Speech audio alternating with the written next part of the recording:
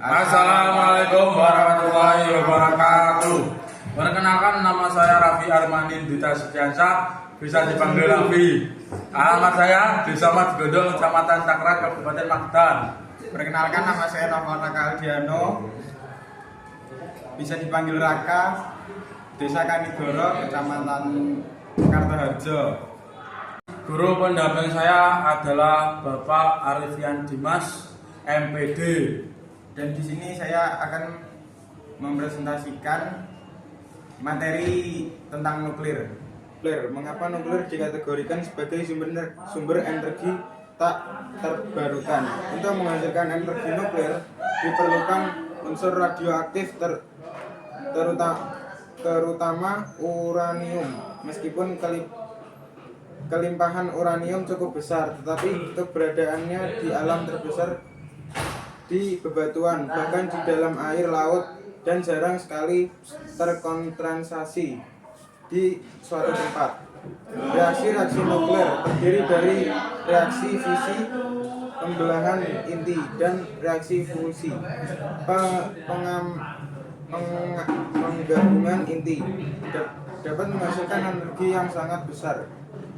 Anda telah mempelajari kedua jenis reaksi ini.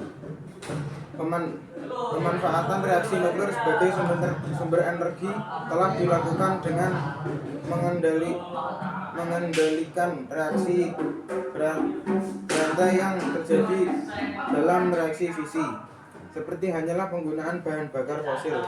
Pemanfaatan energi nuklir juga mempunyai kelebihan dan kekurangan. Kelebihan dari penggunaan energi nuklir sebagai sumber energi antara lain tidak menghasilkan emisi gas CO2, dapat menghasilkan energi dan daya yang sangat besar, cadangan bahan bakar fosil, dan dapat digunakan sebagai sumber energi dalam waktu yang cukup lama.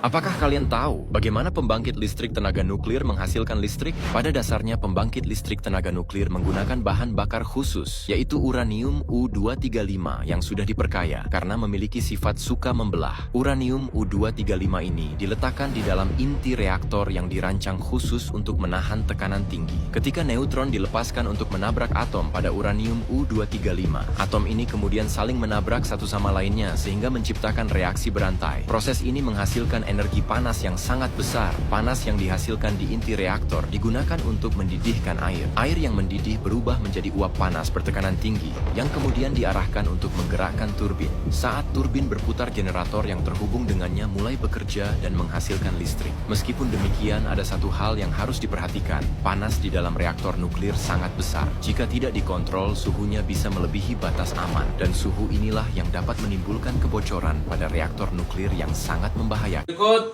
problem nuklir kalau di Indonesia. 1. Melanggar hukum internasional, NPT bisa kena sanksi. 2. Memicu ketegangan regional dan perlombaan senjata. 3. Resiko keamanan tinggi, bisa disalahgunakan atau dicuri.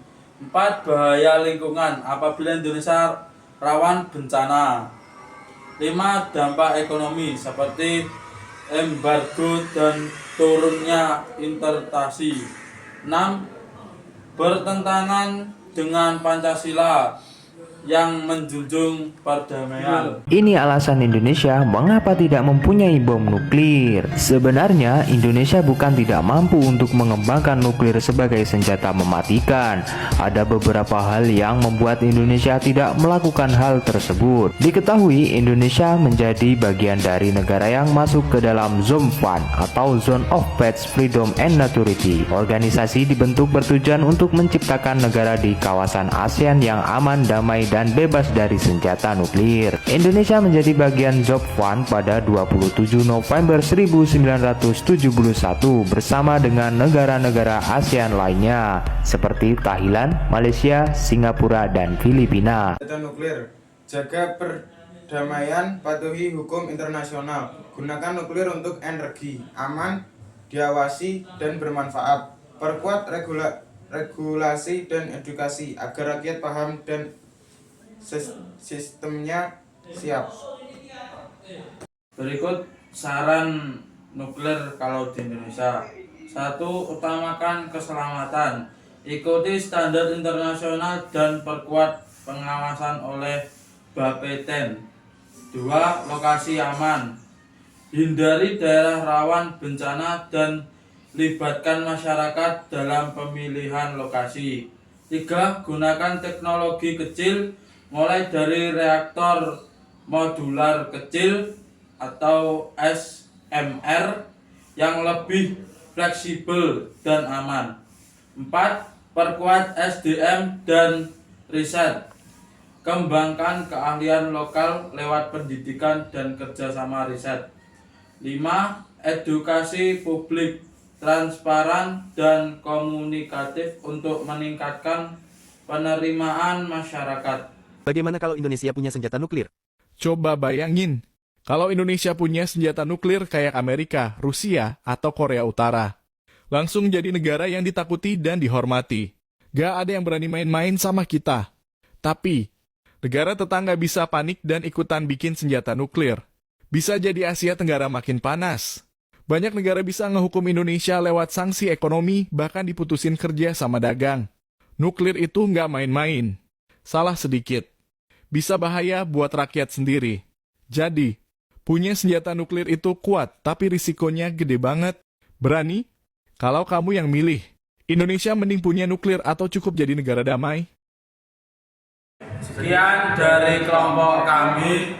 Kurang lebihnya mohon maaf. Wassalamualaikum warahmatullahi wabarakatuh.